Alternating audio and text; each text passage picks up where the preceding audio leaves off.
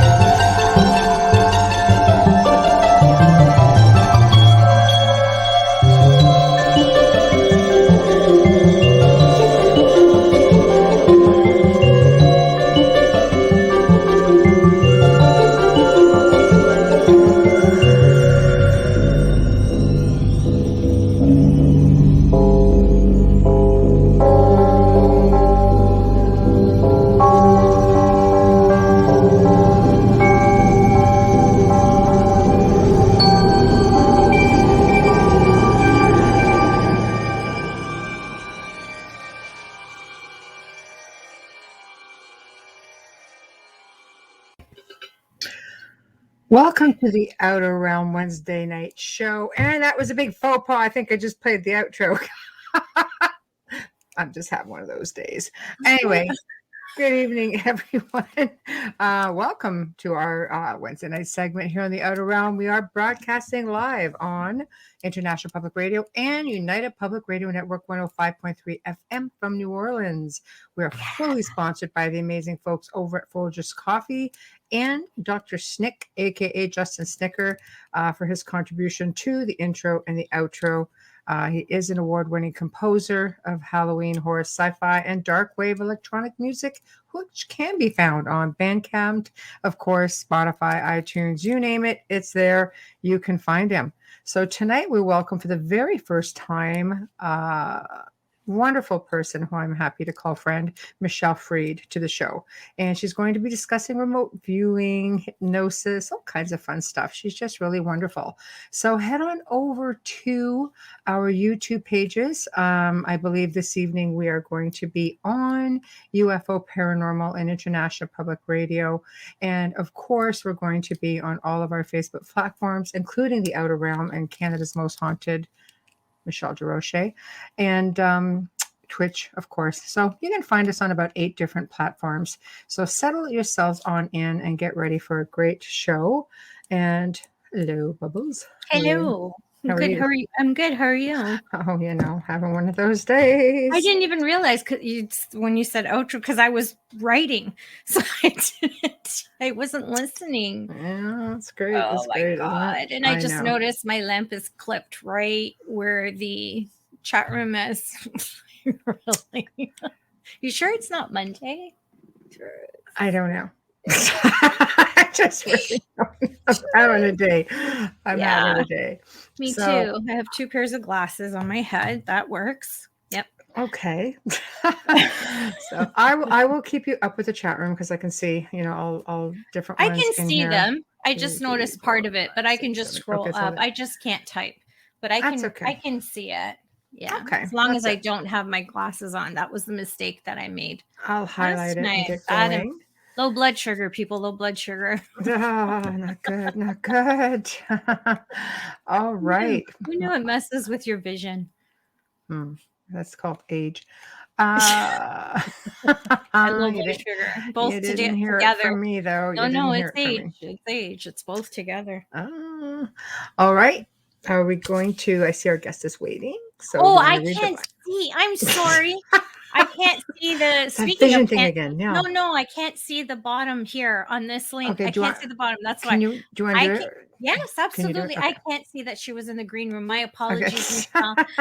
Oh my goodness. I keep forgetting. Okay. A graduate of the Alternative Practitioner Academy and certified from the National Guild of Hypnotism, completed all levels of training and at the International School of Clairvoyance, a talented remote viewer and instructor, certified and received additional training from Joe McMonagle. a member of the International Remote Viewing Association. What's so funny? I see her. Go ahead, cut it anytime you want. We know it's a long one, Michelle. I'm we know. There. I didn't do it verbatim. Trust me. Everybody can go check that on Facebook. But let me just end this off. A member of the International Remote Viewing Association has. That's RVA for those of you who don't know, and has published research related to remote viewing and parapsychology. Michelle is in the documentary Third Eye Spies and has appeared on an episode of Ancient Aliens. Co-owner of Midnight FM Network, please welcome Michelle Freed. I cut it. I'm telling you, I cut it. It's really long. We need a second episode if I was reading all your credentials, which are fascinating and amazing, by the way. But we do have them all listed on our Facebook group page because we like our listeners to be able to learn and read more about our guests. But welcome. Hello, Michelle. Ladies. The day before Thanksgiving, and we're just gonna chat. We are. Yeah. We are. Well, nothing serious.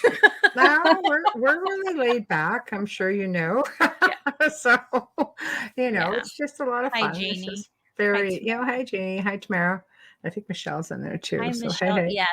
Yeah. So, how are you?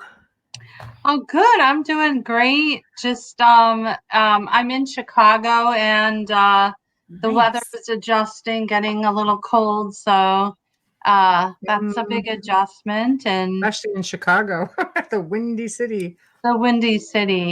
Yeah. And it really is windy, but I think that goes back to like the politicians and stuff. So yeah. Windy in many ways. So wow. Yeah. So I'm really glad that we finally got you on here. It's been a while. I mean, you're always, sending people, and I'm thinking, God, so it worked out really well. So why don't you just sort of bring everybody else up to speak? Because I know you and love you, of course, and I know lots about you. So why don't you maybe start off with humble beginnings and, RVing, and is this something learned? Is this something natural for you? And just take it from there, and we'll just follow along. Okay. Well, the one thing is, Amelia, I looked a little bit about your history, and it looks like you also do remote viewing, right? Yeah, I never knew I did, though. Nothing like you with all this education. I never knew that I was a remote viewer. Yeah, I always wonder, and it's a big conversation amongst remote viewers, what we should really call it. Because when I say to people that I remote view, it's, I always have to go, like the military kind, like what they did in the military, which was kind of, I was trained, it wasn't, it's not something that just came to me. It was something that, a lot of people, I assume, like Amelia, would be, something where it happens to you, like, you. She's a natural. Get information. Yeah, natural. It's like a download or something. You're gonna get nothing but bias from Michelle DeRoche. I'm gonna have to give last names tonight, but yeah, I had no idea. Although, because anything I ever understood, which I'm so glad you're here because you can expand on this, is that a lot of people don't understand. Even the military remote viewing, they don't understand what that is. And it's funny that you said, that. And I'm like, yeah, I just don't even say it anymore. Right. Like, you're always explaining it to someone who's not in the field. But tell us more about you. I'm excited to hear about it because that is something I've always wanted to learn, was how you went to, took a course and took all the different levels. And this is really serious stuff. Your training is very serious. Yeah. I mean, so I guess that kind of story starts back in something like 10 years ago, when I decided to take my kids on a road trip for 2 months in the summer when they were off school. And we just packed up a tent and just whatever in the back of a minivan. We had our little GPS. And we were just going to travel wherever the GPS tells us to go. And one of the things was reconnecting with my friend from high school, who over the years we kind of went our different ways, and she became an author of 3 books on psychic development, and she also taught classes. Her name is Deborah Lynn Katz. I always have to. She's my bestie. Nice. Of course. So we reconnected, and she said, Michelle, you should take my class. And I'm like, those are for people that were born with it. I don't have that. And she said, yeah, you definitely are intuitive. I'm like, I don't know. All I knew was I could give pretty good advice to friends. That's pretty much so much alike. Sorry. Yeah. And so I'm like, fine. I guess I call myself a skeptical believer. So I walked in like, yeah, all right. I had no idea what to expect. And we had a very small class. And the way she starts a class is even in when you introduce yourself in the beginning, there's not too much information because she knows as a teacher that she's going to have us practice on each other. So even then we didn't know much. Like, I don't even think I knew where people, because it was online, I didn't know where people were living even. So, so when we had our first, where we were reading each other, all of a sudden, I started getting information about this guy that wasn't, it wasn't favorable. It was really basically saying, because I had this vision of wine bottles, and I felt like he was drinking too much and, stuff like that. And then it turned like he actually had like therapy in our session where he's like, yeah, I can buy like wine in a box and like drink that in 2 days. And, I do have a drinking problem. I'm like, how would I ever know that? And so I would just kind of keep trying to explain it and justify it. And then over time, I'm like, I can't anymore. Like something's happening. I don't know what the heck, but something's happening. And the way I'm wired is I want to know how. I want to know the science. I want to know what's happening, what's going on. And so one day, Deborah, the teacher, she taught us really quick and dirty remote viewing things, like just, if I'm going to give you an and I want you to just tune in and tell me what you get. So she calls out the number, and the first thing I did was I sneezed. It was like a random, I just achoo, a random sneeze. And I'm like, okay. And then I just started doing my session. I saw, like a garden and flowers and all sorts of things like that. And it turned out that the target was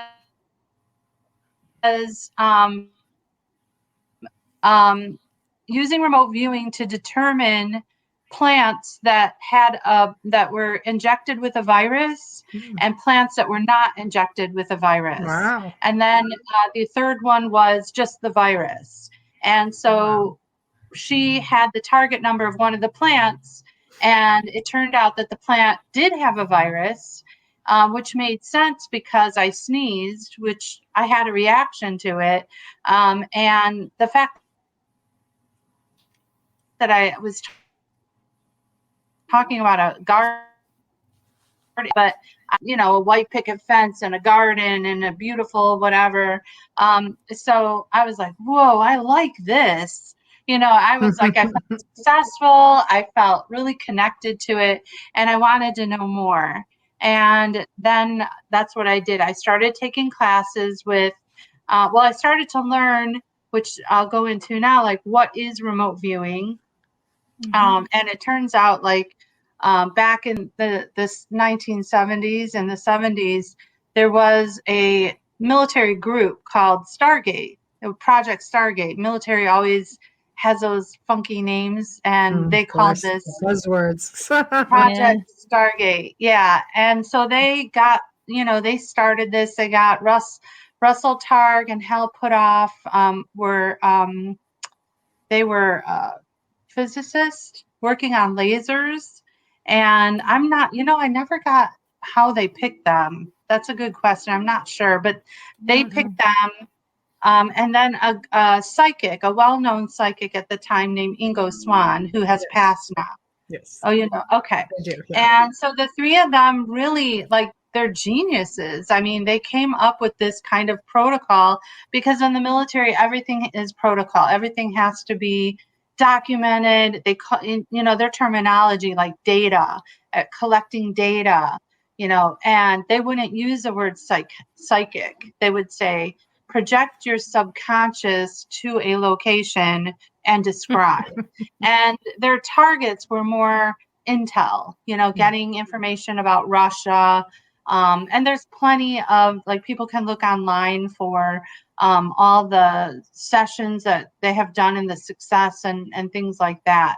But in the 90s, the project was declassified, and the guys that retired just, because over time that they were doing this, they learned that anybody can remote view if they're taught, and they kind of open up that part of themselves that we don't really use anymore. Mm-hmm. And like I always say, it's kind of like, all of us are intuitive. It's like when we were primitive, or, before we had technology, we would, smell the rain coming or the snow coming. We didn't have to look at our weather app to tell us what tomorrow's going to be. And the truth is, which is kind of funny, your weather app is probably, your body is more correct than the weather app, so, you can probably trust your own body more than a weather app. Absolutely. So that's, so they started teaching it, and I learned from Joe McMoneagle. I went to the Robert Monroe in where is it? In Vermont, right? No, where is it? Yeah. Where is Robert Monroe? I think it's Vermont. No, wait. Or Virginia. Yes, Virginia. So I went there, and I learned some from Joe. I learned from let's see, Lori Williams, who learned from Lynn Buchanan. But I also learned some stuff from Lynn because I met him, and we learned some stuff. And then the one that really resonated with me was a civilian group that popped up in the 90s and kind of made it more for people, regular people, unmilitary people. And that one I love. And in fact, I've been doing it for so long that I actually teach it now. And we're moving forward with remote viewing. We're engaging. So the way that it was created before was, you sit at a table with your pen and your paper, and you have a monitor, and it's very formal like that. And now we have done so much research and experiments that we're finding that we need to get up our butts out of the seats and experience it, reach out and touch things. And that way you have more of a connection to what your target is. And the premise or the idea of it is that you're given a number and no information. And then you follow the steps. They come in phases. First you do this, then this, then this. And basically you are still using pen and paper, but you're doing all these things to kind of really feel like you're making contact there.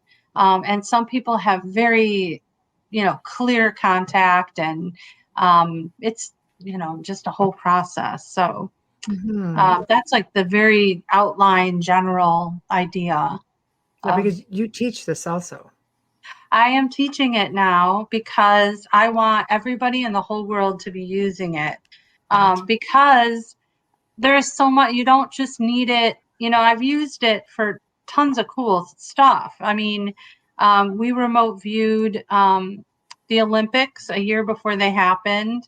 I'll tell you about what I got on that, which is really cool. Yeah. Missing people, missing animals, missing jewelry.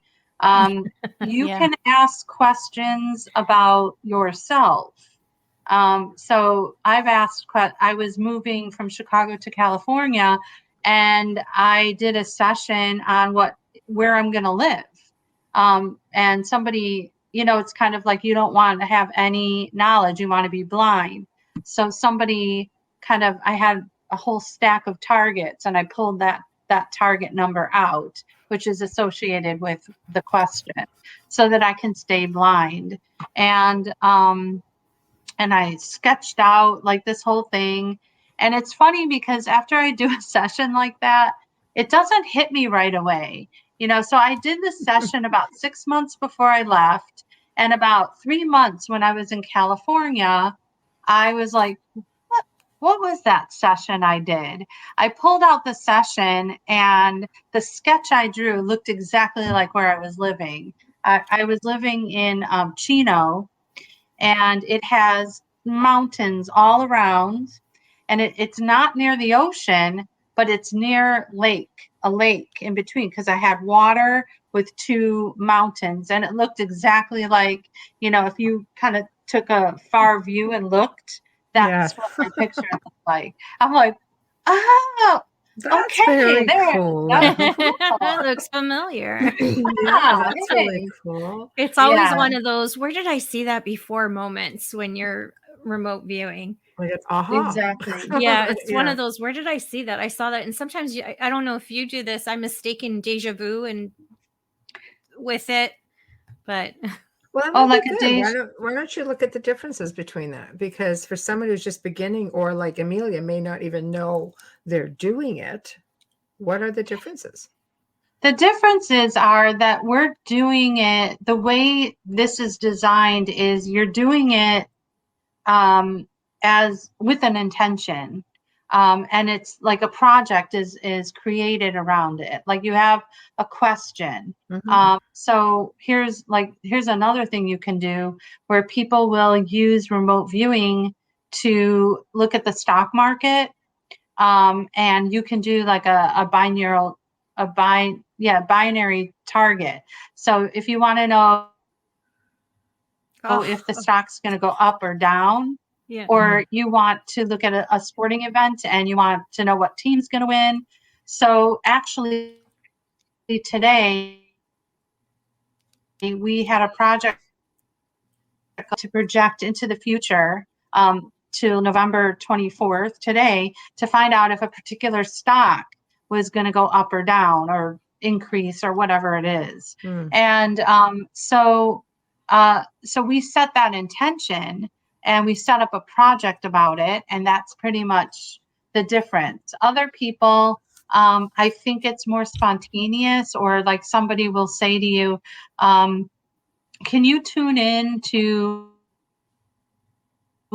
the stock, or can just for fun, they'll say, I have a friend that travels all over the world, and he'll call me up and he'll say, okay, Michelle, where am I? And then I'm like, I don't take out my paper and formally do it. I close my eyes. I'm like, okay, I'm getting this, I'm getting that, The other thing that's different is when we're perceiving, we make it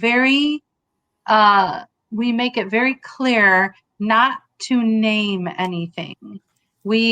We are perceiving very low-level perceptions at first, because there's this whole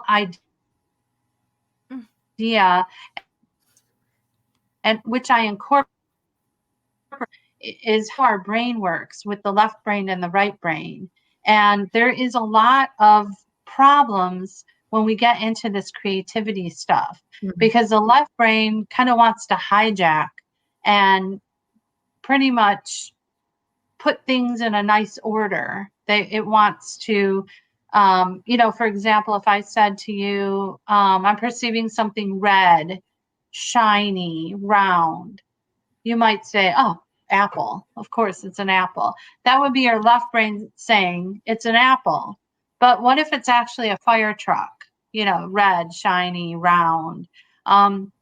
So that's part of our training, is to Mhm. teach us to kind of regulate the left brain and keep that down so that we don't take our own kind of how we see our own worldview and start naming things and creating this whole big story around wrong information. And that's probably a way to describe to people why, a lot of people I'm sure ask you too, like, well, if you're psychic, then how come you can't tell me the lottery?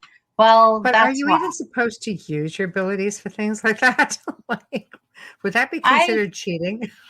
I don't Just think saying. so. I think it's your own karma if you use it for yourself, because I would never do it purposely. It's just me. I can't. But I have done it not knowing that I was doing it Yeah, like at a blackjack table in Vegas, but I was removed from the floor. you were. Yeah, because they thought I was counting cards, but I wasn't. I didn't Oh, know what I was doing. I just had that feeling. okay. Just had that feeling, that's all that it was. I just thought, here we Yeah, go. for me, But I I think a guess lot of people have that and don't even realize that they have that's just like a gut feeling. It's an intuition a gambler has. That's all that I dismissed it as. But yeah, This is I true. agree. I actually don't. I really don't have an issue with that because I like to push I like to push our human potential, to wherever it can take us, For me, I think it's about the intention. For me, the intention is I don't feel like I'm a greedy person, but I sure would like to use my abilities to help provide for me, or and I just know that I'm the kind of person that would be helping other people. But now I'm imagining it, what if it's somebody that just is greedy? I guess, yeah, that's like you said, that's their karma.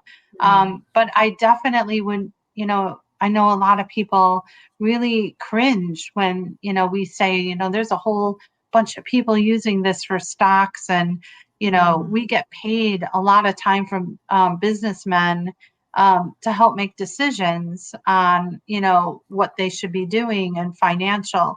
But we also get paid from people that are making products that need, like, they have a missing piece in when they're trying to make something and they can't figure out the problem. We can come in and help with the solution to the problem. So it's just limitless. And that's I why don't everybody in the world needs to be doing it.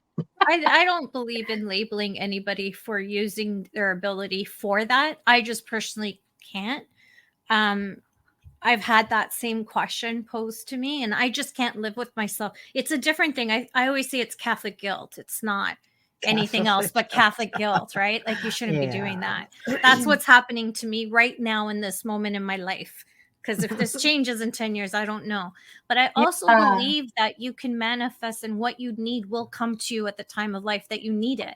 I don't believe that everybody needs to be rich as like they think they do. Often people who are looking for big fortunes are really lacking something else in life. So yeah, I believe it's a lot of guidance too. I like Yeah, that. That's really you know. insightful. I like Thank that. you. It is true. Yeah. I think, if, because I have come across somebody that comes to my mind right now. He wanted to put a project together for horse racing, and I turned it down because of his intensity about the money. Usually I don't like when people, um, when they want to hire me for a project and they want to talk about the money. I'm like, okay, I trust you. I don't, because if I focus on the money, I get excited, or I get some kind of emotion will pop up, and I don't feel like I could do a job. I might get like, frozen, or, like, just like, oh, I have to do a good job because money's on this. Yeah, So pressure. yeah, there has to be a balance for sure. you know. Dolly says, do you understand you're casting your consciousness to where the target is? Do I understand what? Here, let me put it up. Can you see it on the screen? Yeah, you're Okay, there. casting your consciousness to where the target is. Tapping in. She's also a viewer. Yeah. Oh, okay. Yeah. So it's about intention. Like if I'm the project manager, when I create the project for somebody, say it's a missing person, I use a random number generator to come up with an 8-digit number. And then my tasking, my secret question that the viewers don't know would be like, describe the current location of so-and-so. And then the second part of the question, describe the current condition of so-and-so. And these questions have to be put in a very specific way because it's kind of, I'm setting this intention and really talking to a viewer's subconscious mind. And what we know about the subconscious is that it doesn't understand language. So you have to be really careful. It's like manifesting. When you manifest, you have to be very careful about how you manifest. Like you can't say, I want $1 million, and then you end up with a million deer in your backyard. You have to be very specific. You have to be sincere. Yes. How many people do you see on the news that say, and they're holding, this was my last dollar. I had nothing left. I had nothing to lose. So I put it down and picked up that scratch ticket, and they get what they need to continue. That's what I mean by, like right here kind of thing. Oh, yeah. Yeah, absolutely. Yeah. I mean, you hear those stories all the time. Even people like some of my biggest female women heroes, when they say like, I had a divorce and I had like no money to my name, and then they're like self-made, they become, to me, that's manifesting. That is nothing but that. Eat, Pray, Love. She went on that journey. She wrote the book, and she's like a celebrity to women everywhere. Yeah. Yeah, absolutely. Yeah, I definitely so agree. True. I mean, we can definitely manifest our own lives, everything that comes out of that. People are like, no, you can't do that. It's impossible. You have to deal with the cards that you've been given in life. I'm thinking, no, really, you can. Really, you can change it. This is the thing. Yeah, you have to drop your control first, though, right? You would agree with me, both and that's of you? hard. You have to drop the control first, because I've always felt, and I don't know why, but my entire life from when I was younger, I always knew that things were going to be okay. When I was younger, I thought, oh, it's because my father always reassured me I'm always here for you, kind of thing. You'll never be alone and whatnot. But as I got older and I saw the mistakes I was making that I wasn't telling him about, and they were coming out okay, and things were working okay, and I don't have to worry about this decision. I'm just going to go with the flow where it takes me. I have to follow it. This is that gut instinct again we all have that we need to nurture and listen to. I always knew everything would be okay. I think that's part of letting go and manifesting what you need is believing that the universe will give you what you need. And there is so much weight. It's a lot of attraction too. Yeah, exactly. And there is so much weight and truth to be careful what you wish for. You just might get it. Yeah. That's so true. That, I use an example, like, when I try to explain to, the younger, like my kids' age, and I think about, have you ever done a cartwheel? No. Years ago. Yeah. If I did it now, I'd land on my face. I'd land on my face if I did it now. Yes. Something? A somersault. Yep. Yeah. Okay. Of course. Yeah, of course. Okay. So I use that as an example because I was like, I used to do that when I was little outside all the time. Yeah. And I remember when I started doing my cartwheel, it was in my head going hand, hand, foot, foot, hand, foot, foot. And I had to do that. And you know, now when you look at that as an example and you think about, all right, the first thing I say to myself, I'm going to do a cartwheel. And then you say hand, hand, foot, foot. And then over time, what happens is it becomes automatic. And your all right. So then there's like a whole big thing to explain this, but it's pretty simple. Hold on. Okay. Take your time. It's all right. It's just the three of us. We're all friends. Yeah, it's just us. Yeah. Yeah. No one else. No, seriously, just breathe.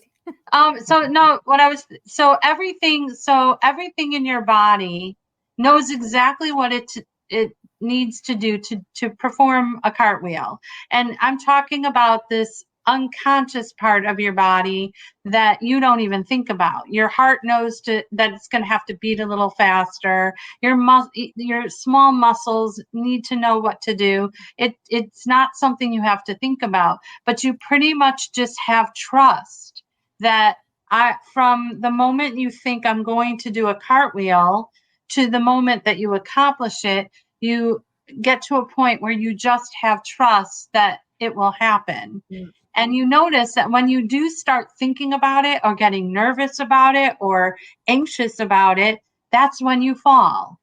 And so that's kind of like in life, you know, you set this intention and you say, I see myself with $10 million or more. All right. Let's go with that. You might want to visualize yourself sitting on that cash. Works. It's the same thing. I put it out there, and now I just have to wait for the universe to do, you know, like a transformer. It's going to set up my life and put my life in the different form it needs to do and different travel and whatever to accomplish my 10 million or more. The minute I start getting anxious about it, then that's going to hold back the universe from doing what it needs to be doing. And then the answer is, like, somebody might say, well, what if you don't get $10 million or more in the end? Well, you have to believe that you weren't meant to, you know, because it's really not the intention. It was, right? Yeah, you get what you need and you didn't need it. It's never a necessity. I know. That's where greed comes in. That's where greed comes in. I know. So I have so here's a cool thing. You guys, do you practice, or are you a part of a witch coven or witches or anything like that? No. Okay. So I guess I'll tell this story. It's kind of interesting because it has a lot to do with intention and karma. So I think you guys know that I worked with Art Bell as his producer for Midnight in the Desert. And so when how I got that job was kind of a cool story. So I was going through a divorce, and I had to I was a stay-at-home mom for like 20 years. Wow. And I had to figure out what I'm going to do. My background was in marketing.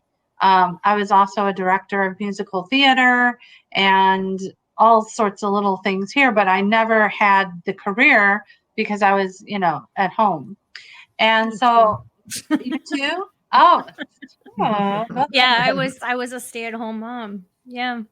Yeah. So, you know, it's like I was, you know, doing remote viewing, had a ton of friends that wrote books, and I wanted to help them out. And I thought of myself, I'm not getting paid in money, but I'm educating myself by getting back into the world again.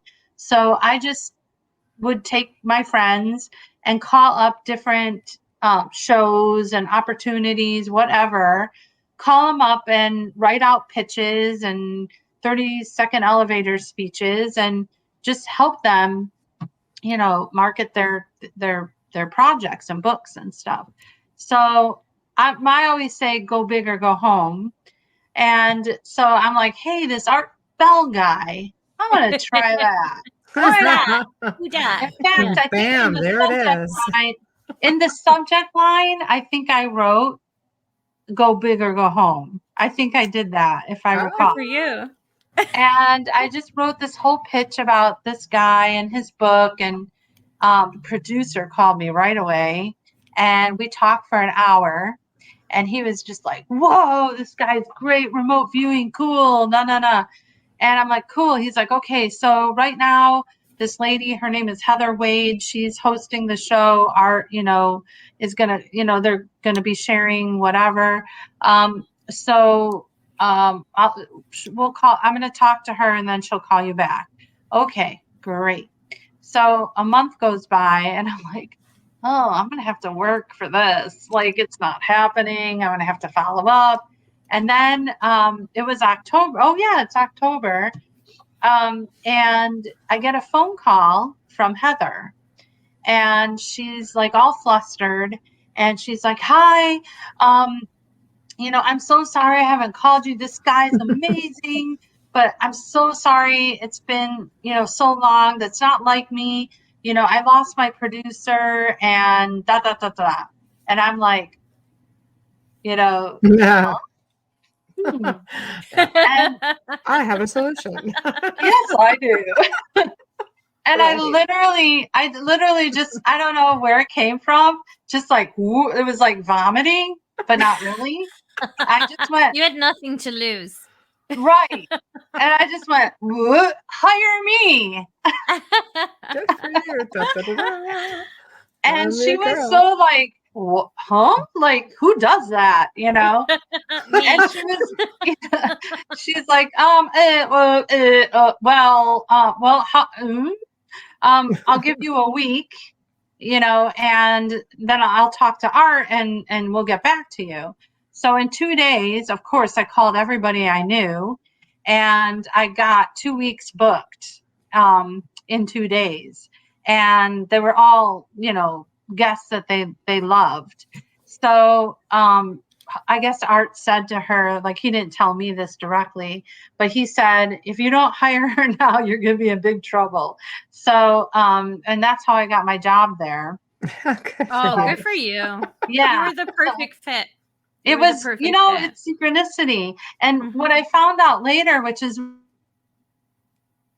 really weird, is that afternoon, 2 things happened. One was that she was interviewing someone and that person kept calling her, keep calling me Michelle. And it didn't make sense. So the name Michelle was like popping up in her head all day, that it only was a matter of time that we would actually be talking, right. To a Michelle or whatever. So that was really, really weird. And then, so we were working together and she is a witch. And I was always like, I don't know much about it or anything like that. But I mean, she seemed, like, I don't know. I just, the Hollywood version of witch. We're freezing like crazy. Yeah. Are we good? Okay. Yeah. It's, Thanksgiving. So, so I was having trouble in my divorce situation and, I called her up and I'm like, yeah, my ex is, giving me some trouble and this and that. And she's like, okay, this is what you're going to do. And I'm like, well, what? She goes, okay, get a water bottle, pour a little out. She goes, do you have anything with the signature on it? And I'm like, close it up and stick it in the freezer. I'm like, okay. And I'm thinking, I'm not doing this. Like, okay. And so I just, listened to her and whatever. And then that weekend, he did something that made me really mad. And I did it. It was a Saturday night. And it was like 2 a.m. I go downstairs. I followed her directions. I stuck the bottle in the freezer. And I get up in the morning and there's a message on my phone from him. And it says, Michelle, I'm calling. I just want you to know that somebody broke into my car and I have to freeze all my accounts. And I'm like, freeze? He like said, freeze all my accounts. I'm like, oh my God. I run to the freezer. I take it out. I'm like, I'm sorry. You know, because the karma. I'm like, so no, I take it back. No. yeah. I took it out. And I'm like, boy, that worked fast. Like, you know, you got to No be careful of that coincidences stuff. in life. Michelle and I always say there are no coincidences. No. That was For every that action, scared there me. is a reaction. That's one I use also. It's so scary. That scared me. I was just like, yikes. Yep. It's the same thing with moving energy. You often are asked, have you ever thrown energy at somebody you don't like? No, because it's coming back to me. So you really have to think that one through. And it takes a lot of restraint and discipline not to. Because I'm not going to say I never did, but I don't practice it, you know? Right. You know, yeah. Sometimes if you get out of control, you know, and then you didn't mean to, it was like a split second thing. But, you know, that's have to be the thing is you disciplined can't. with it. It is. That's why that was just like one of the first things I learned. There's a price to pay for everything. There's a price to pay for everything. You'd be too. Doesn't matter what it is. It's too easy to do. Anyone could do it if they could understand how. And then what? You don't need nuclear bombs. You don't need the threat of war. You don't need there's anything could happen. You have to use it for the good. And I really believe in karma. Very much so. Yeah, for sure. I definitely, and it's like, if it doesn't happen in this life, it'll happen in another life. So it'll get you. Yeah. You know, there's just, and I think, you know, I think it's designed for balance. You know, I think that's one of the most important things that we need to create in our lives is just balance. That's a key to you know, because I think, you know, a lot of people come to me asking, you know, why did this happen? And why is this not going right? And this and that. And I think, you know, I answer them in one word, which is contrast.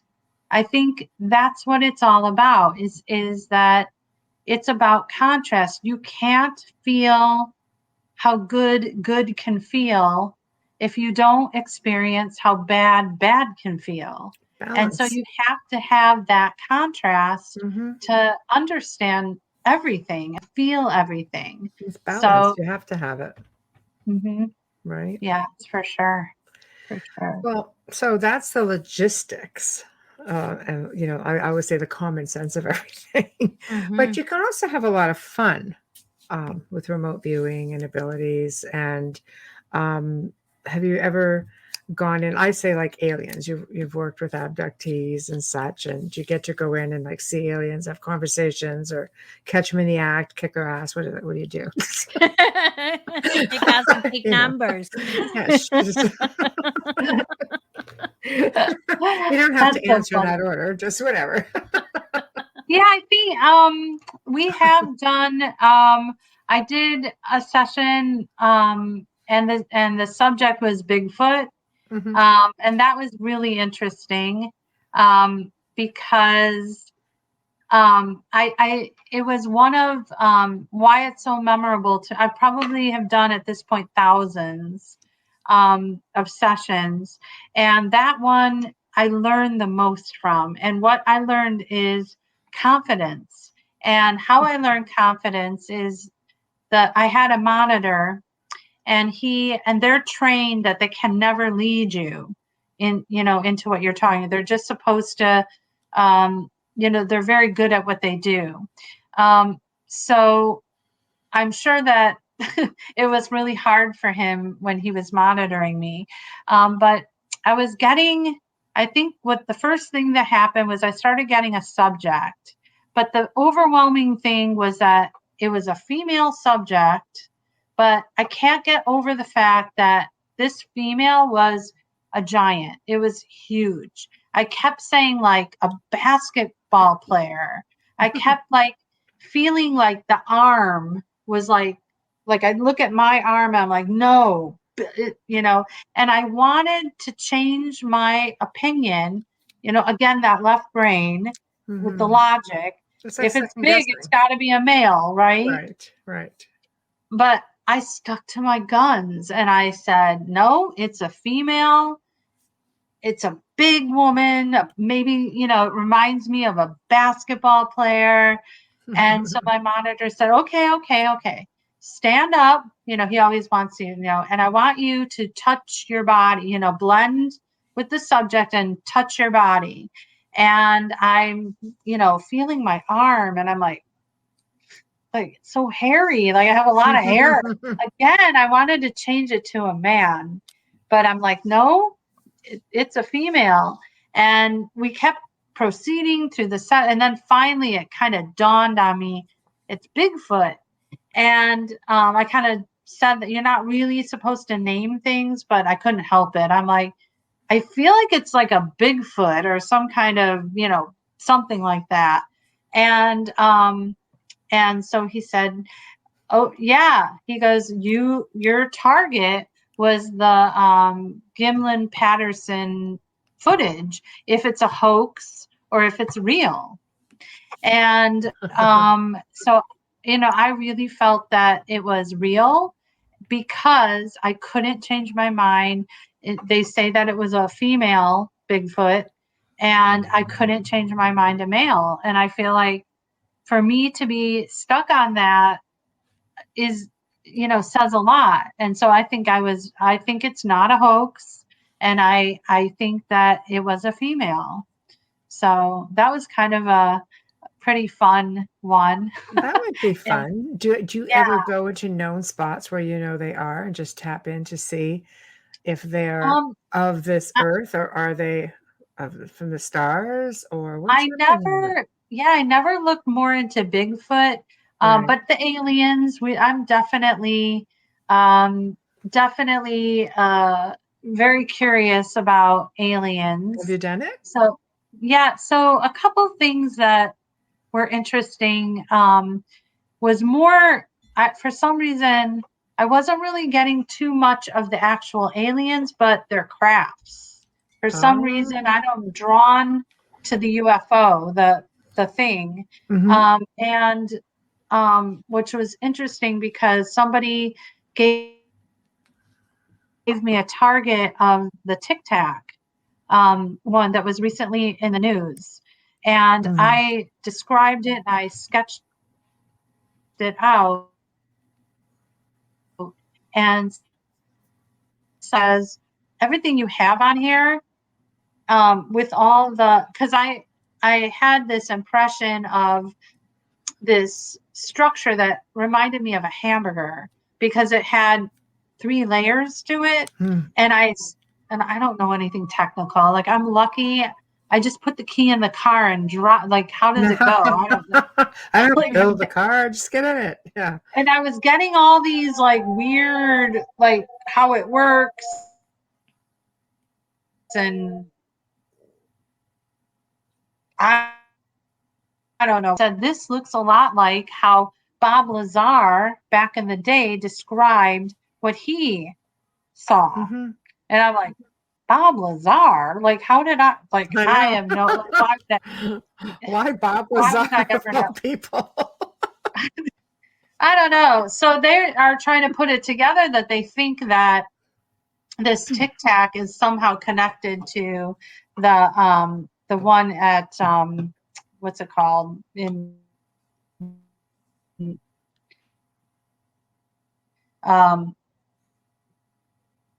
Sorry, you keep freezing. So if we look confused, it's because we're losing bits and pieces of you. Oh, okay.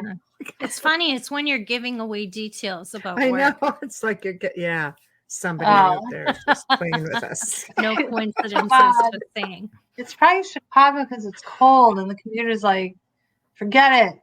Forget about it. Give me a blankie. It's cold here too.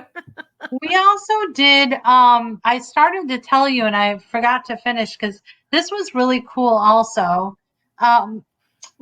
way back when we were doing Homeland Security hired us to look at the Olympics. So I think it was like a year before the Olympics. So the Olympics were supposed to happen in 2020, right, in Japan. So first thing is we were double blind. That meant that we didn't even know who was hiring us or what the target. We knew nothing. They just gave us a number and said, just do this.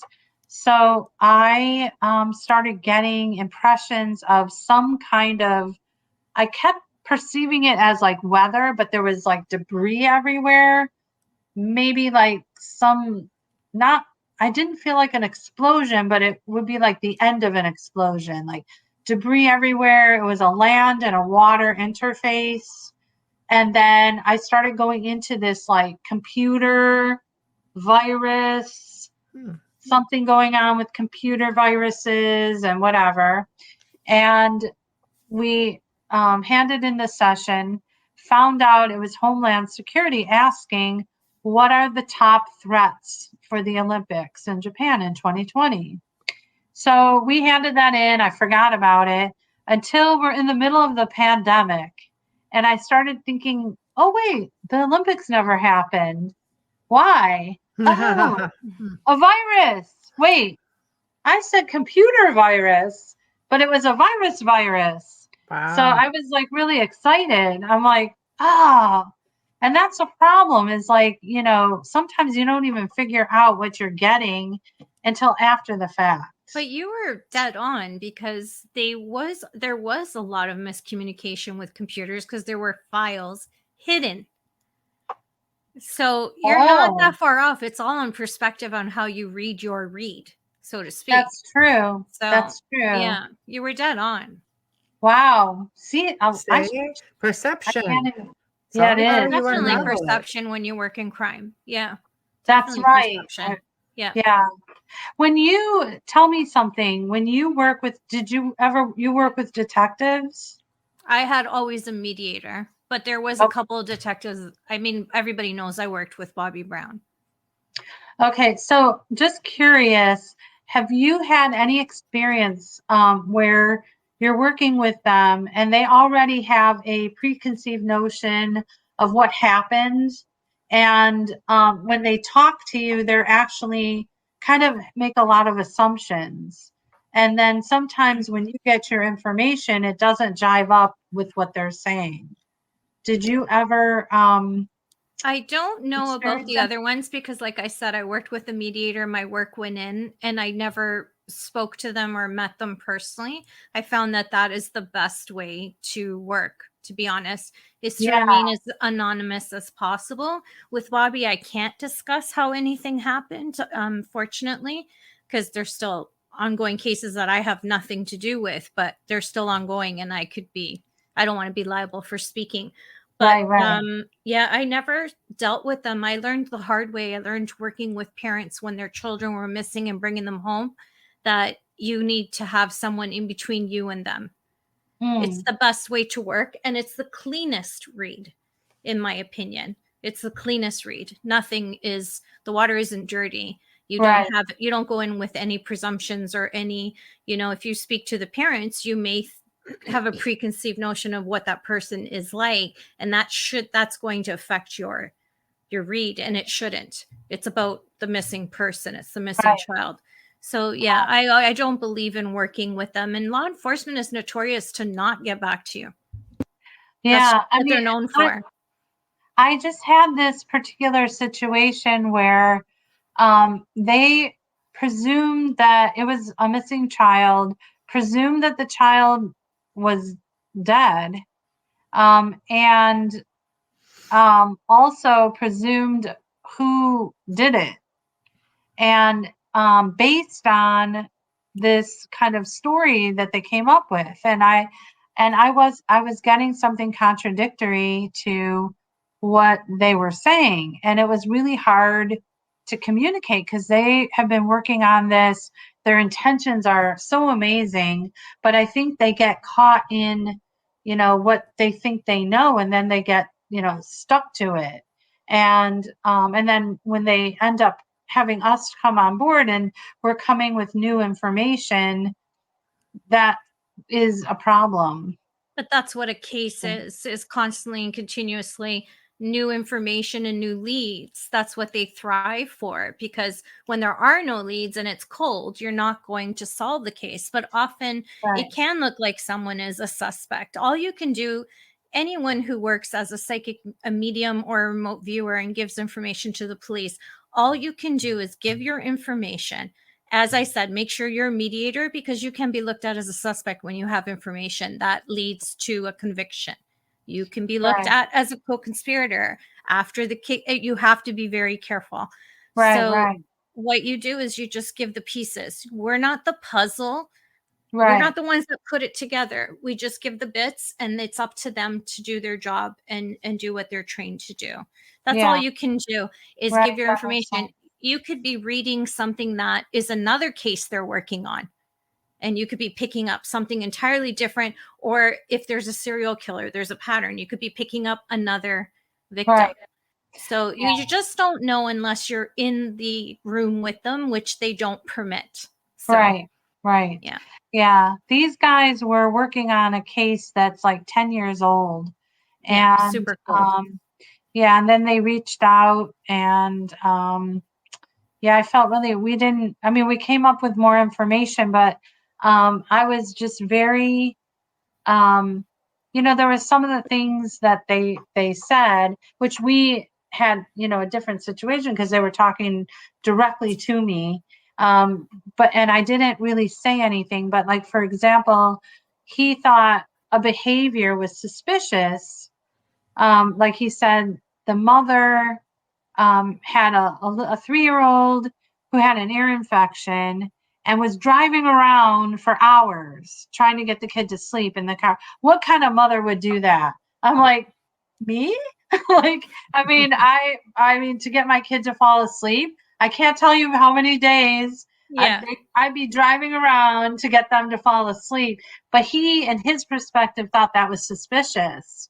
And I'm like, he has a reason to think that. I don't want to be rude, but are you allowed to be discussing this right now? I don't want you to get in trouble. No. It's, I'm okay. Yeah, sometimes it's just, there isn't a fit. Sometimes you can't save everyone, and it happens. I mean, he has a reason why he sees it suspicious. He's looking at a past and many years of a behavior. You're looking at that moment. So it all depends what you're reading. Yeah. Are you reading that moment? Are you tapping into that day? Or are you tapping into her lifestyle? Right. Exactly. There's a lot of people that drive their kids around in a car to help them sleep. But is that something that she would have done? They have a reason for not accepting it, or they're not telling you something because they can't. It's possible. Right. That's more. They probably didn't tell me everything. You can never work a case like you did and expect any information from them. It's not going to happen. If you're looking for validation, you're not going to get it. Right. The case has to be closed first. Yeah. This was just a weird situation. And something that I don't normally. I know. That's the whole thing with working cold cases. You have to be able to accept that you're not always going to have answers, and all you can do is give what you get and move to the next one. You never know what you give can help. That's all you can do. Yeah, that's agreed for sure. I'm just listening to you guys. It's one of the reasons I don't do it anymore. I know. I think, it's the same thing. Like, it's frustrating. It's very frustrating. Yeah. What I don't really love, and it's but there's so much to do. There's like so many other things to do, and I think the thing is with viewing, or any of your abilities, you're going to have the hard things, you're going to have the fun things, and you're going to have the things that you enjoy doing. Is there anything specific that you haven't done, maybe that you would like to, or that in remote viewing? You mean? Yeah. Any ability, you're intuitive as well. Yeah. I'm hoping, well, there is something that I've always wanted to do, and it looks like it's going to start happening. It's just using remote viewing for really unique things and fun things. So what kind of unique fun things? well, this one I don't think I can talk. You can't spill the tea on this one. It's not. It's a very unique idea.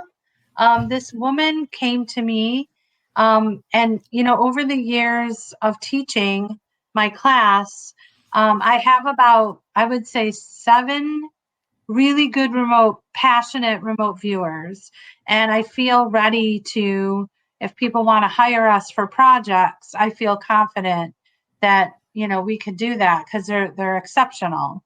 So this one woman called me up, and she is starting, I think I can talk about this much. She's starting an online book club. Oh, that's cool.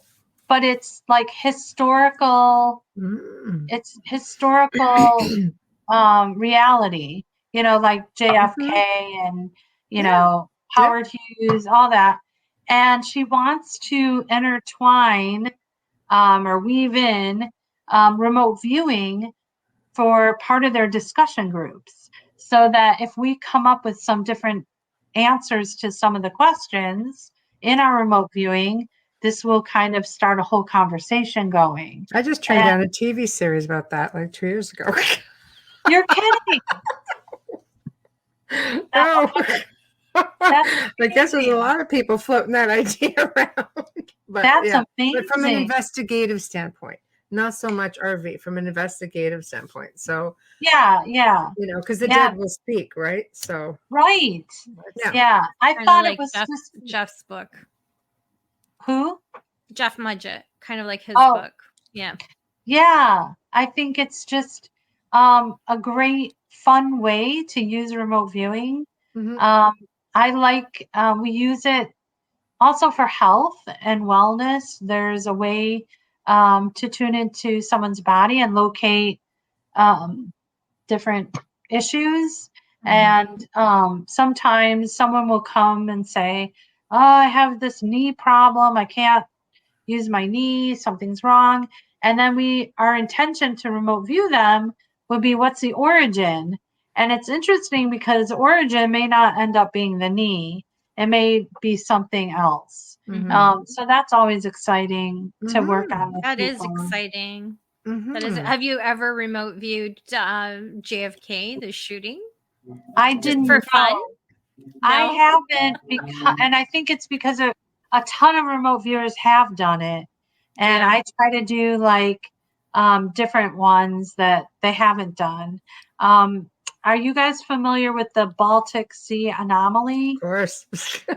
Yes. I have my class every session. Well, now if anyone wants to take my class, I'll have to change it around. But every single class, we look at that because I'm fascinated by it. It is really fascinating. Out of place anomalies and things like that are just mind blowing. But that one is, I don't know. What do you think it is? I think it's something that's almost like petrified. It's just something that's definitely craft of sorts.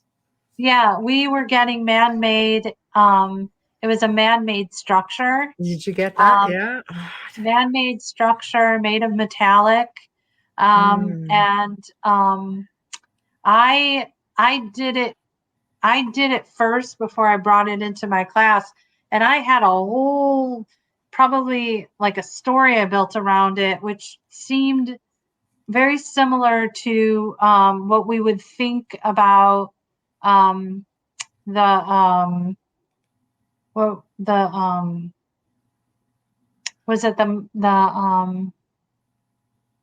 people that lived what were they called again?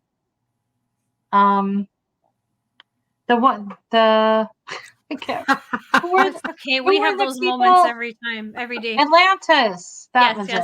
Yes. Right. I had a sort of connection to Atlantis in my session. It was like really weird. It was really weird. Yeah, because a lot of Um, people will think it's some sort of an emulation too. You know what I mean? Of something that Yeah. they've seen. It's really, I mean, as Before far as Atlantis goes or Lemuria, was it yeah. even there? I mean, before you that's a guys Baltic continue, Sea. sorry to interrupt you because Dave's asking what's the story of the anomaly guys. Just before you guys keep going deeper into that. Go ahead, Michelle. Oh, Yeah. what it is in general? Yeah. Yes, Oh, that's what he's it's asking this. because he just joined in. Yeah. Yeah. Okay, it's a structure that they found from a satellite deep, deep, deep in the bottom of the Baltic Sea. Mhm. And the shape isn't something normal for something natural. And so there was a team. Do you remember the name of the team? There were two guys, No, and I don't I'd have to remember it. Google that. there was like Yeah. a documentary where these Yes. two guys, they, they got a bunch of sponsors and they got one of those rover thingies that can go Yes. very deep. Remote vehicles. Yeah. But they can only have it for a certain amount of days because the money ran out, and they could only get to a certain point. Obviously, it's like Some they people can say it only, looks like a big craft, like a big UFO. That's it funny, does. Dave. If you look it up The on, shape. yeah, look it up on Google Images. Just Yeah. say Baltic Sea Sea anomaly. anomaly. Yeah. You'll see it, and then you We tell me. covered it on the Gray Zone. Yeah, on the other You show. guys and your team believes it's something to do with Atlantis? I did, Okay. and the people that have remote viewed it have been getting crystals, and usually when I get crystals, it's usually a UFO or something. There's something about the energy of crystals that keep popping up for me every time I remote view what's in Antarctica. We were looking at Linda Moulton Howe's story, Yeah. and we have a lot of data that agrees with what she's Yeah, researching. the pyramids and yeah. Mhm. Yeah. And a lot So of this crystal energy that is, it which is seems, very significant for the floor of an ocean or a sea. There are crystals. There's a lot in the Baltic Sea. Yeah. Now. The Russians Yeah. had so many extraterrestrial experiences in there. Yeah. No, I'm saying crystals. You'll Right. find that at the bottom of any water source, Mm. like salt water source. Here's Dave's theory. I guess he looked He it up. is so funny. Well, he said, now I guess I know what I'm researching tonight. Ha ha ha. I'm going to say it got subducted. What? Yeah, subducted under a tectonic plate. under a tectonic plate. Yeah, it looks like it got stuck. Yeah, it does look like that from the picture. I agree Google with that. subducted. Thanks, Dave. Yeah, Yeah, he'll figure it out. He's just, yeah, he'll dig. I'm teasing him. We've had him on this show. No, it's true. He'll dig. Yeah. He'll dig. So no. Yeah, I mean, this stuff is just, I had a woman on the Art Bell show, and she was one of the only women that was able to go into that cave in Mexico with the big, huge crystals, Yeah. or Yeah. actually, selenite. And, they're as big as like buildings or I have humongous. selenite in my home. Yes, I love it. It amplifies everything. Oh, Yeah, it's I so love- beautiful though. It feels like velvet. Yeah. I call it Superman crystals. Like when he goes Yeah, back home, my yeah. cousin, I didn't coin that. My cousin did, but now it's stuck in my head. He's like, oh, it reminds me of when he goes back home and you see the scene with his parents. Yeah, it does look like that. Love selenite. It's my So favorite. she Yeah. went into the cave. She went, yeah, and it And was she very found- dangerous. It was 100% humidity. So you can only stay in for a very short amount of time. Can't breathe. But she did the lines, and I met this other group of guys from the UK, and they're going, well, before the pandemic, they're going to travel around the world to all the locations where people have had UFO, they have seen a UFO or, a big event. Mm-hmm. And so I talked to them and I said, I wonder if, these selenite crystals or any crystals, along with the ley lines and then the UFO, like these 3 levels, I wonder if they're all connected, because it's all energy. Right. And Mm-hmm. maybe these UFOs that are coming on purpose to those specific locations because they're energy areas. Power spots. Yeah. And that would be a great research is to, when you go to those locations, go look down, look underground, what is under there, Mm-hmm. So, that's I agree. I agree. Station sponsor ID, do it. Yep. Yes, it is. You are listening to The Outer Realm with Michelle DeRoche and myself, Amelia Pisano. Our special guest tonight is the amazing, the incredible, the fabulous Michelle Freed, broadcasting live from the beautiful city of New Orleans, night before New Year's Eve. Oh my gosh, Thanksgiving. Sorry, Canada, we had our Thanksgiving like a month ago. I'm pushing the holidays, people. I'm pushing the holidays. But happy Thanksgiving to all of you that are at home listening in right now with your families. We are live on 105.3 FM radio. We are United Public Radio, and we are streaming right now on UFO Paranormal Radio Network on YouTube, as well as International Public Radio. Our intro and outro is courtesy of the award-winning Dr. Snick, the sonic surgeon composer, Justin Snicker, who you'll also hear his voice coming in and out on both ends for us. And that didn't come out right either. Can we read to I hate live. I'm telling you right now. I played the outro before the intro. Okay, then I am not so the person sorry, to ask. Justin. So when we end, maybe Michelle will play the intro, but we're going to play the outro again.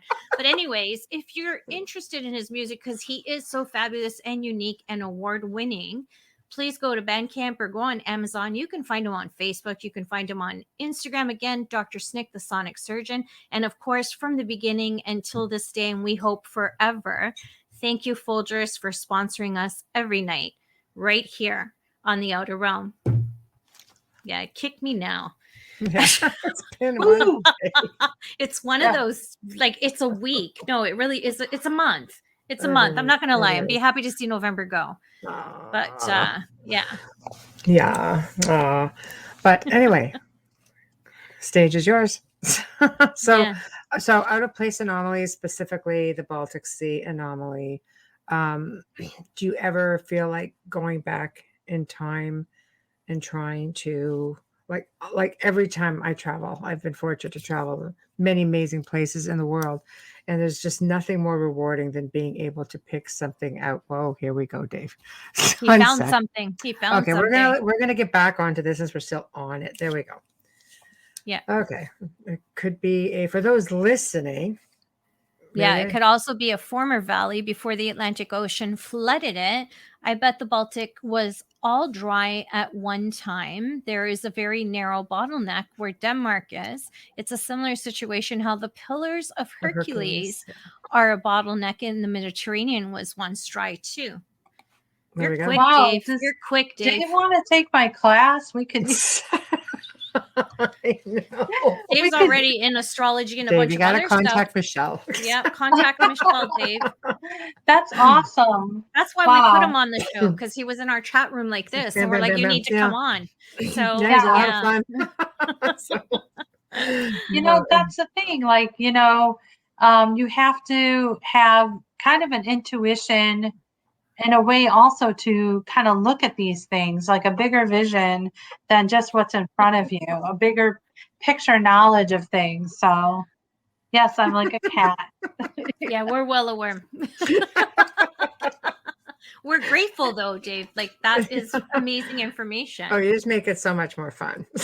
Yeah, he does. He really does. He's a lot of fun. That's great. There's a lot of places like that in the world that are just. There are so many. I mean, there are just so many. I don't know. I'm trying to come up with something. You could probably do a different location every class. Even the pyramids. I've been to the pyramids. Yeah, they're like. Even the pyramids, what it's like if you look at it face value, like how we grew up, Mhm. we were taught this kind of one layer of information. And when you start asking more questions, Mhm. then you're like, wow. wait, Spring. how can that be?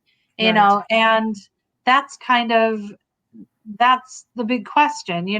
When you talk to, the everyday people in the world and you just go, who Mhm. built the pyramids? They just go, they don't take it one step further. Like, okay, you're just taking for granted that like 1,000, 100,000 people, I don't know how many people were there, and they are schlepping across the desert these tons and tons of bricks, Yeah. in Yeah. perfect alignment to fit perfectly, and they don't have any of the tools we do. Mhm. How do Have they you do that? have you ever asked a scientist that question? Because they actually have an answer for it. They do have an They have answer. an answer for There's it a But using lot the of Nile people who River. have different Yeah. theories on the pyramids. I Yeah. mean, we've had a gentleman on a couple of times, and he's just like, no, it was a water pump system. And he's got amazing stuff to maps. back it up. Yeah. There's Amazing stuff to there's a back whole it up. documentary on how they used the Nile River and they trenched out this water and they put these the way they move things, it's all physics. So right. it's a really tough battle if you're going to sit across a scientist and have this who studies physics and have this conversation with. It's a lose-lose situation, because we're saying, no, this is how it happened. People come down from the skies and they move this. And then the physicists are saying, well, wait a second, you move it this way, and then the reason why it's so smooth or it fits so perfectly is worn in time over the years of That's right. weather. So Yeah. there's an argument on both sides of it. That's a tough conversation unless you're like-minded. It's not Right. going to end There's well. there's going to be Yes. always two stories like that. But to Always. me, the thing that blaring for me is that it's so consistent. Like, even having those tools and being so primitive, and using physics, Mhm. we're so consistent. Like, how is that possible? There's like no mistakes. Do you know what I mean? There's so many pyramids in Egypt. When I was there at the time, they were already uncovered close to 100 of them, and there's so much more That's what Tamara's under saying. the sound, like that's never even been seen. Technology and such. Now they're starting to catch all kinds of it, but I mean, the Great Pyramid, of course, is the wonder. And I know to Dave's question, what's the king's chamber for? Not the king. I have been in it. I've just been in the sarcophagus, but there's a lot with the whole energy thing. Some people have gone into that chamber and have had like unbelievable experiences. In fact, I think Freddie Silva was on our show, and I think it was Freddie him did and have an another guest experience that in we that have. chamber. Yes, So he did. there's that whole pyramid power thing too, right? Where there was that whole movement in the 70s. People are building pyramids in their backyards and trying to get the whole Starting again. Yeah, I mean, it's just a whole thing it going was on. a whole backwards approach to spiritualism in the 70s. It was a weird approach, but there there's was so a lot of many, recreational drugs going around then too. yeah, and there's so many theories as to, some people say no, extraterrestrials had a hand in it. Other people will say, yeah, some people are like, no, they used sound to be able to move these large stones, put them in place. But you're right. I mean, there's not even a hairline crack between them.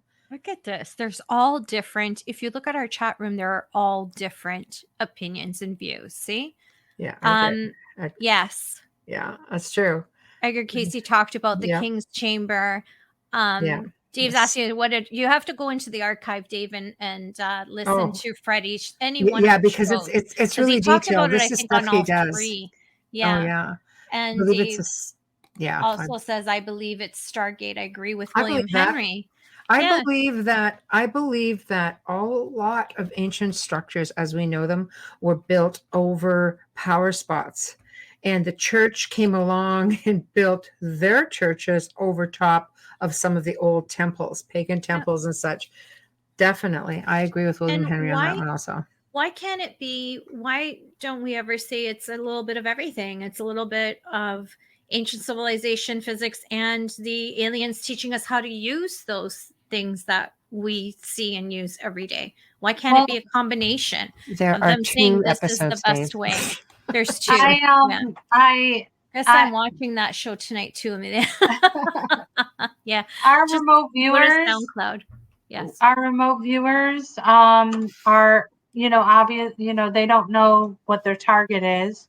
Whenever I give them the pyramids, water comes up, they get water and they get power, energy. Mhm. And that always boggles my mind.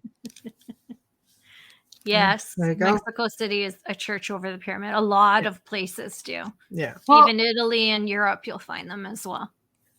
here's a question, Michelle. Mm. You said that when you were there visiting and they haven't even finished digging up anything.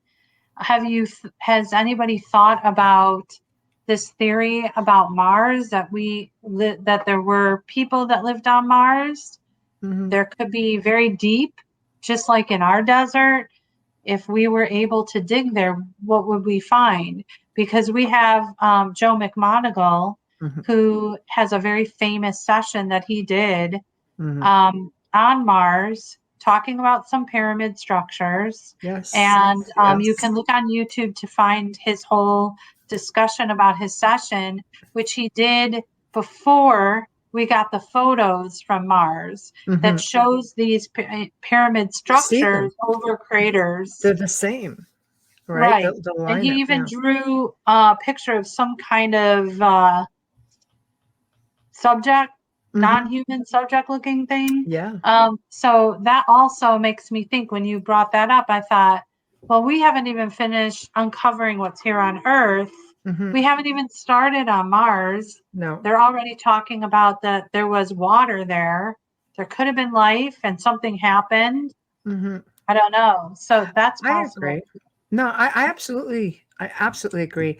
I know that even now if you look at the pyramids of Saqqara, like when I saw it, they were just touching on what was on that whole site.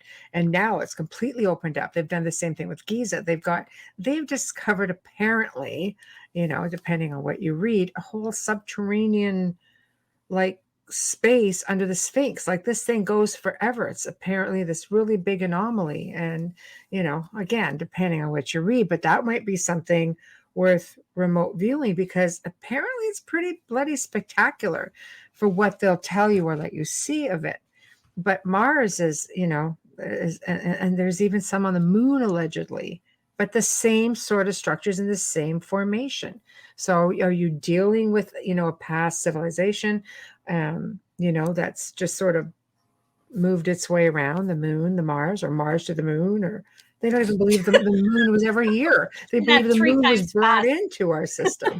Right? The moon to Mars, the Mars to the moon. Mars, the moon, Mars, Earth. Yeah. Oh my gosh. I know. Right? Wow. The Hall of Records is under the Sphinx. Yowza. Yeah. Yeah. That's interesting. Michelle knows everything about Egypt. I know lots. Yeah, she does. Do you She knows feel a lot very, about a do you lot of think things. you had a past life there? Absolutely did. Oh, guaranteed. Yeah, I've had that all looked at already. She is guaranteed. Guaranteed more than one. Oh yeah. I've just, I don't know. It's just being there in person, and you feel that connection. I had to look into it. Yeah. I always knew the connection was there from the time I was a child, but going there and experiencing it, I wish I was as versed then as I am now, because I think it would be an entirely different experience. That just means you need to go back, Michelle. Yeah, maybe I'll do one of Freddie's tours. Freddie Silva goes and brings take people Bubbles out. with you. Take Bubbles with me. All right, Bubbles, Yeah. we'll go. Bubbles has no desire to be there, but I wonder if there's a past life reason why I don't want to go. Yeah. Yeah. We can remote view that. Cleopatra, Michelle. Hi, Wes. Michelle Thanks, is the Wes. Cleopatra. I love you too. Canada. We just love you, Wes. Hope you had a great trip out west, Wes. Dave Petrella, it was just to hear. I'm glad that we still have people. I thought we would be losing chatters tonight because of Thanksgiving, but I'm glad that they're still here. Right on board. Yeah, they're great. They're great. We have the best audience. We do. How long does it take to make a pumpkin pie? How long? I don't know. I don't get to make pumpkin pies because nobody in my family likes them but me. So I'm always the one going, did you make She's the pumpkin food guru. She's the pie? one to Did you ask. bring I the do not cook if I pumpkin? can help it. But I'm the one looking for the pumpkin because nobody eats it. So I make the Nobody other in my stuff. family likes crust. So I had to figure out how to make all these pies without crust. Well, that's Crust easy. is Can the you best part of imagine? the Just use damn like pie. a graham crust. Graham right? crackers. Like That's cheesecake, like Yeah. That's what cheesecake. they are. Yep. There we go. So Yeah, that's not the same thing, you know. Like the No, crust it's is not the the same. crust is the, you know what? Make it with the crust. I'll fly in because the only thing I eat is crust, and we've already had our Thanksgiving, so I'm ready for another one. You can I'll just fly eat in and yeah, I'll eat the crust. crust. Okay, Yeah, that's a yeah. deal. Tell your family, don't worry, Amelia's got it. Oh, good. They I just hate eat the having middle. a dog because he shares. Yeah, I have to share the crust on pizza, the crust on pie. That's all he eats. I'm like, this isn't right. But anyways, Oh my gosh. So talking about past life, do you ever do any of those for people? Oh yeah. Tell That's us got to about be that. popular. Yeah. That's right. We didn't Um, even touch on hypnosis. Yeah. So Yeah. there you go. So because I put you in a trance to only talk about remote viewing. I go under like this, Michelle. It's Just kidding. That's not even a does. joke because that's how She fast I does. go under. Not a joke. Oh really? Oh, I'm one of the easiest people in your life to hypnotize. What can I do with you? You could do it on the phone. I'm terrible. I have let's see. Yes. So I guess this is kind of cool. I had 3 people in 3 different parts of the world call me up at 3 different times, Wow. all 3 claiming that they were abducted and they wanted to be regressed to find out what happened. Okay. It was within like a 9-month period. Okay. One was in Canada, one was in California, one was in Chicago. That's also a straight line. Oh, it's Canada, like a where? It depends where in Canada. I Where don't in know. Canada? I don't know. But How did okay. I know it was a straight That's line interesting. then? I'm wondering. But it doesn't. Okay. So what's really, so I put them in trance, and usually I kind of go in with my intention is, I don't know. I'm not here to judge. I'm just here to bring them into trance. And, and usually in the back of my mind, I'm thinking they had a dream and it felt real, that kind of thing. In this weird situation, all 3 of them had exactly the same experience. They all describe being on another planet and living or existing in water, like they were breathing water, and the vegetation was something they've never Always seen. Information. And the colors, they couldn't even describe the colors that they were able to see. And those were like the dominating features of each one of their experiences. And I was like, this is incredible. Like none of these people know each other. They were at different times. And it was really, really weird. In the same ship. Or on the same planet, or they were, it was a past life where they were an alien living on this planet. Do you think that, let's say Grace, for example, do you think they're a different civilization that maybe has been here all along, or do you think they're the future version of us, the evolved version of us?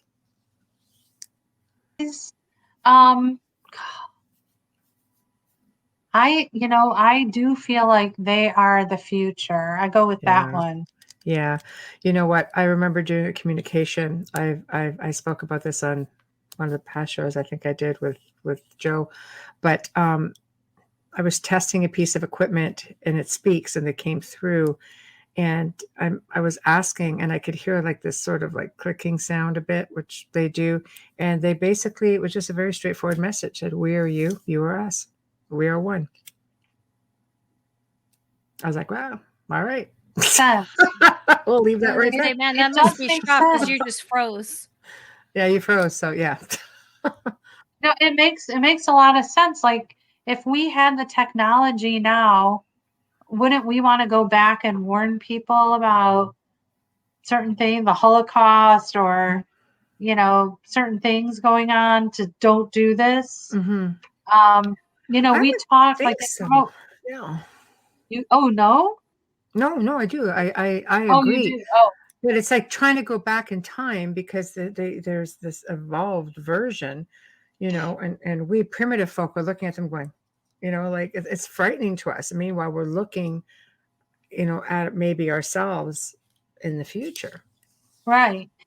And in remote viewing, when we do that kind of remote viewing where we're going into the future, we're peeking into the future to Mhm. find out, let's say a sporting event, who wins the game. We're Right. literally going into the future and sending that information back to the past, Yes. right? Yes. So it's Yes. like a feedback loop, right? Mm-hmm. What if we could do that for ourselves and tell ourselves, don't do that? What if we could do that? Hey, Where we could say, there's stories of don't people make that doing it. decision. What's Don't marry that guy.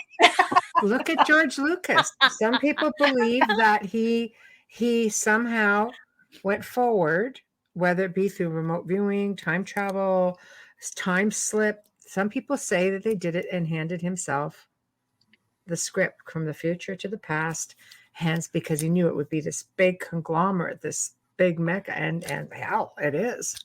Wow. This is a To real the big future? thing. That thing's huge. That whole theory. I'm just kind of like, That's a huge conspiracy theory. I know, It but fits but right here's the in. It thing. does fit right in, right? well, there's a But lot. There's a lot that goes back with that. Yeah, I know. But here's the Butterfly thing, we effect. proved it. We proved we can do it. Yes. Because we did an experiment. Right. It's published in the Journal for Cyclical Research, where we used our dreams to Yes. predict a future outcome. Mm-hmm. And we had a 62% hit rate. We actually made money because, I mean, we only bet like $100. It wasn't, it was for science. Matter. Well, you want to start, you want to test the theory small. It's Right. a thing. Yeah, achievement. But we were doing that. We were going into the future and sending information back into our dreams. And then we would wake up in the morning and do a session, and, you know, and it was working. So it's Right. possible that George Lucas did that, because Maybe. we're Yeah. proving that we do it. We can do it, and you can do it. Everybody can do it. Yeah. So it's crazy.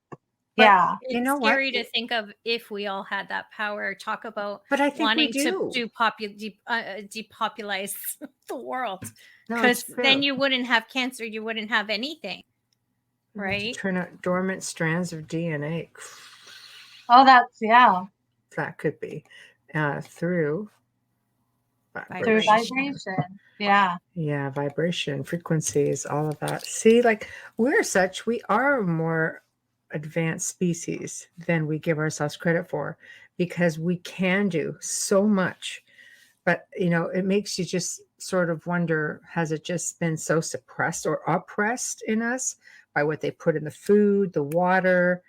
They don't want you as an evolved being, because then you can't be easily controlled. And it is all about vibration and frequency, all of it. And crystals, right there. Tamara's got a good point. Crystals are Vibration is huge. one of the things they use. That's what with makes crystals. your watch work. Exactly. Right. Right. People are like, how is that possible to power anything? I'm like, you've been wearing one on your wrist for how many years? Mhm. Yeah. Exactly. And We and forget. also they use diamonds in computers, don't they? And Right. gold and Mhm. Yes. all that stuff. So all these things are, you Mhm. know, energy. We're Yeah. energy. We're electric. Natural We're- power. That's right. We know how to do the electric slide.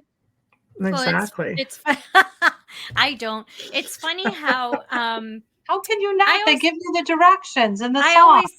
always get lost in it. I get lost in the beat and I'm everywhere but where I'm supposed to be. I am always amazed that, speaking of metals and gold, that gold can walk through security at an airport, but yet stainless steel, silver beeps. So you have to wonder, how pure Right. that form of energy is that's solidified there that you're wearing on your neck or on your finger or on your ankle, your wrist. It's just incredible. It's just really incredible.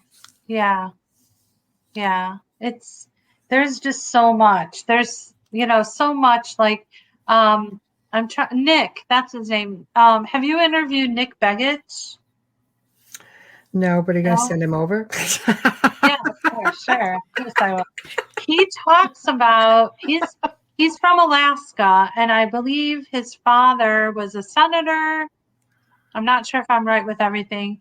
And he, I think he died in a plane crash, but they never found the body. Wow. So there's a little suspicion there. Right. But his topic is about how, like the Wi-Fi and all the sounds that we don't necessarily hear. Right. So he uses an analogy like, in the neighborhood when all the power goes out, right. you kind of hear it go whoosh, and then it's like silent.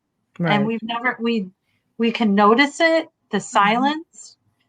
And he said that it's kind of like that noise, that background noise that we're not aware of is confusing us, because if we are in meditation, we're at I forgot what hertz is meditation. The perfect meditation is a certain amount of hertz, and this background sound is all the way like up to 80 or something. And he goes into all that, explaining how we're walking around completely confused. You're going to be booking Dave at shows. Oh, you do? Oh, do you know anything? Maybe we can remote view that too. That's what I do all day. When people ask questions, I'm like, let's remote view it. Let's remote view it. I'm so glad we could facilitate that connection for you, Dave. Oh, why not? Make a list. We've even done, you asked about past lives. I targeted my students to go to a past life and bring back information that will help you be a better remote viewer. Oh, I would love to learn to remote view the way you do it, because it's so different than the way I do it. I probably suck at it though. I can't imagine you would. I think I would, because I'm not used to being like disciplined to the point where I have to do it that certain way. No, because it's natural though for you. Yeah, it's a little different. You're just like I'm there, Yeah, but there's, I worked with people a lot like you where that's how they are. And for them, the information comes in so fast, but there are techniques that we teach of course, that can embellish what you already do. Yeah, that's what I'm thinking. Like one thing I say, sketching things out, because when we sketch, it's almost like no, me neither. You say sketch? I have an FBI program to do the composites of the sketches of the perpetrator. It's like because I slap so bad. And my family, my last name is Pisano for a reason. My family built Pisa, and I can't draw to save my life. That's why I was laughing when you said it. I'm like, sketch. You lost me there. You lost me. Yeah, I drew stick figures. But I have these little arrows explaining what everything is. Because I don't think it's like this is a house. You made I could draw a house. With Mr. Sun up. A triangle with a square below it. Yeah. I'm not known for my drawings. Just ask Bobby. It's like, here's an example. So I had a student, and his target was a photograph of a bridge. No, sorry. There was a photograph of a train in a horizontal position. And because when you're doing a session, you're in trance, and Only when you talk about remote viewing. You see that? Freeze, what? Freeze. Only when you discuss remote viewing, you're freezing. Oh, really? Yeah. Okay. Government people, chill out. chill. Tamara says she could teach you both how to draw. She's actually an artist. Oh, so are my Tamara. See, You know that's what I what? need a Someone for class. everything. You're very blessed. And my nieces can draw. It just skipped a generation with my brothers and I. And like it skipped our generation, but yet our children, not my daughter particularly, but a lot of my nieces and my cousins' kids are extremely gifted as artists. Like, I mean, extremely. You look at it and think it's like a real person, like a photograph rather than a drawing. They're incredibly they don't gifted. need little It just arrows didn't land here. describing. It didn't land here. That's all. Funny. I can Yeah. paint, but I can't draw. Oh, wow. Yeah. You can remote view painting. That would be interesting. Never tried that. That would I be don't. cool. We use I don't know, Play-Doh. Just Michelle. do Do I finger have painting. the time? Do I have the time? Michelle, can you give me a day off because I want to paint? No. No. But so this guy, so the target was a train, and on his paper, he drew a vertical building, or he called it a building. But if you turn the paper sideways, it looked exactly like the train. Yeah. And well, that's what really happens when you're in trance. Your hand just does it. It's tuned into the target, and you're not aware of it. It's just interpretation or misinterpretation, right? Yeah. That Exactly. makes a difference. Right. Yeah. Yeah. So you need to be working with someone to basically say, no, it's this or this or this. You know, Yeah. she'll see things. I tap into her and I'm like, blah, blah, blah, blah, blah. And she's just like, you know, I tap into her to the point where I can hear her heartbeat or race or whatever. And there's just like, go left or go right, or I feel this or this or this. And, Oh, she'll If come in I'm and she'll too, say, if yeah, I'm too this or this. focused, I'm in danger. Yeah. So Oh, I wow. do need. I can't do it without Michelle. We No. work well together. Well, it's not for that. We work really well together. But it's Yeah. just it's a lot different, but I think it is definitely about interpreting what you're seeing, because if you don't do the proper interpretation, you're sort of like, you might not figure that out right away. Right. Right. Especially No. when you're looking at weird demonic stuff. Or she'll see I something. don't I'll have go, the blah, blah, blah, blah, blah, blah. history. This is what it Yeah, is. Do you I don't guys know like- the history where Michelle does, and I'll say, well, it looks like this, and then she'll say, oh, I know exactly what that is. So Do you guys will you hear someone go, Michelle?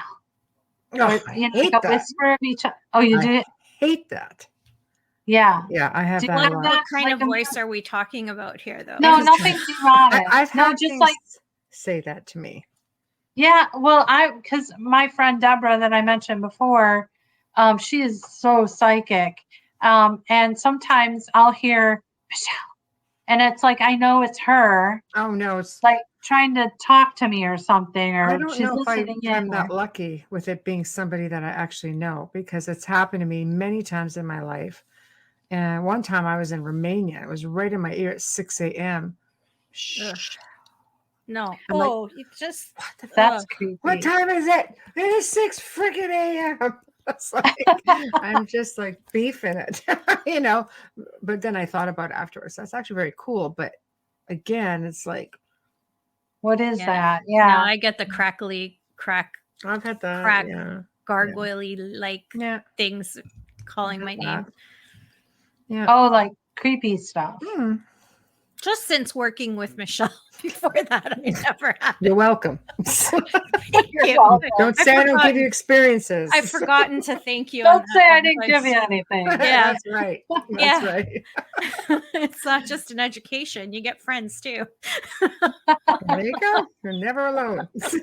So, You're it- never, it- I'll it's- never forget the it's first time I interesting. heard that voice on the box. I'm just like,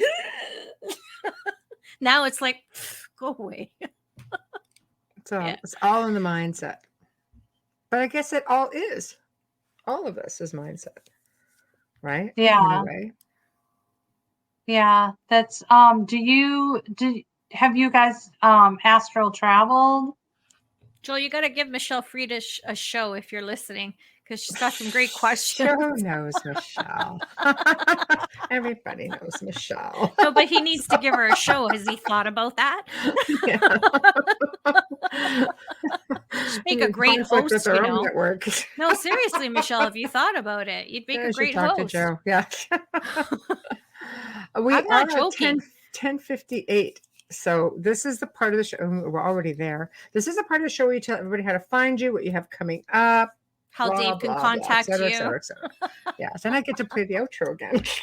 Can't wait. It's great. So, Okay. I want you to hum it. I think you should hum the outro. No. Synthesized. That'd be really hard. It would be really hard. Yeah, it's really. Yeah. No, I'm not that good. You're a guest. You do it. We don't want to take that I don't pleasure think I away caught from it you. coming in. Wow, you guys are so generous. We love you, Michelle. Honestly, it's such an honor to meet you. Oh my gosh, Finally. you guys are so great too. Thank you. I just love, I mean, Michelle said it's, just casual. We're just going to chat and, this is what everybody like compliments us on. It's like, oh, it's so relaxed. I was so nervous. Why? So scared. What you nervous about? Yeah. There's two of you. I'm scared. It's like, it's man, chill. We're really relaxed. Yeah, I think it's, a lot of times, a lot of people, and I'm sure a lot of the people listening to the show, the people in their lives, go cross-eyed when you want to talk about these things. Like my family can't stand it when I even say the word, I can't even say energy, and then I'm like talking about the light switch and they're like, I don't want energy, like anything, anything you talk about, they're just with the rolling of the eyes, which I tell them, they'll get stuck if you keep rolling them. Yeah. Especially when I smack you. It's fear. Right? It's fear. Yeah. But here is a place where, which I love, you create this whole society with everybody listening, and as you have people writing and asking us questions, it feels like a big warm hug that we all are thinking the same, and we're all, having these challenging discussions to make us think, like, say things, that I need to think about, so I can be better. And we learn something from every guest that comes on. That's the idea. We try to give you as much time to speak as possible. We all want to have fun, and the chat room gets really involved, and it's really I love good. it. A lot of comments that roll through. We obviously can't get through them all, but we try to bring up a few. But how do people contact you? Do you have any classes coming up? So if anyone has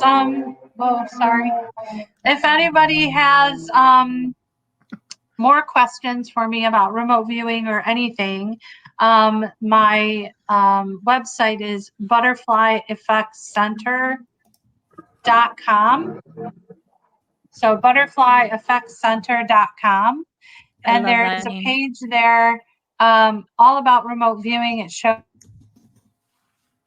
all my published experiments and things like that. I have a class coming up January 15th. And it's Saturday at 12 Central Time. Mm-hmm. If I get a lot of people that join the class and they can't make it Saturday, I'm flexible and we can switch it to people's schedules. The price is $415 for 6 weeks. Okay. And I don't want to turn people down. So if people are having trouble paying the $415, they can pay in, a little at a time. Mm-hmm. Or, if they really, we'll have a talk about it. I just don't want to turn people away. Mm-hmm. But I'd like to also make, some money to pay some bills, Yeah. Gotta eat, people. Gotta eat. Yeah, but it's so important to me. If I was independently wealthy, I would never charge, but soon because I manifested the 10 million or more. So Right. when that happens, There okay. we go. Intention. It's all about intention. Yeah. The So- classes are online. So your web- And we use Zoom classes online, and they start January 15th. So let's see what else. I think that's it, really, right? yeah, website. That's Yeah, she Butterfly gave that. Effect Okay, got Center. Okay. .com. Okay. Say it again, Butterfly Effect Center. Okay. Yes. This I love is that. good. This is a good thing. All right. Well, darling, thank you. It's been a slice. And honestly, we'll have to do it again sometime. I'd love to do that. That would be in a great. year. Have a Sounds happy good. Thanksgiving. Send me the crust. We're going to send you crust. Can you imagine an envelope with crust? I'd be checking it for anthrax if I saw that. I'd be like, what? I'm crazy enough to do something like that too. I'll send you my address. I'm crazy enough to eat it. Okay, we're on. All right. You're the best. Thank you. And Mwah. Thank jobs. you. Okay.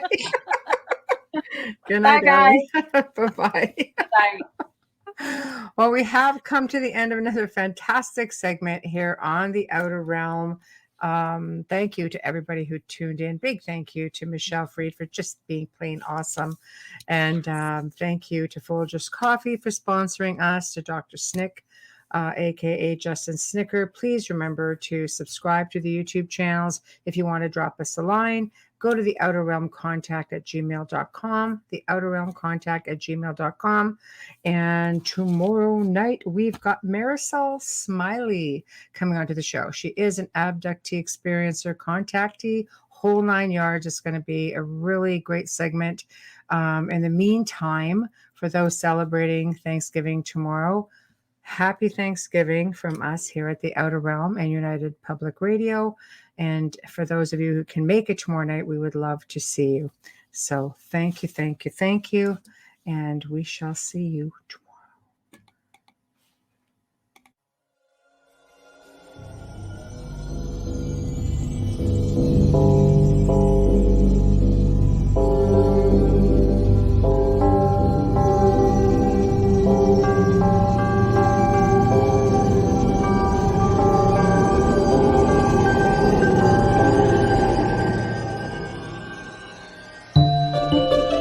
You have been listening to The Outer Realm with Michelle DeRoche and Amelia Pisano.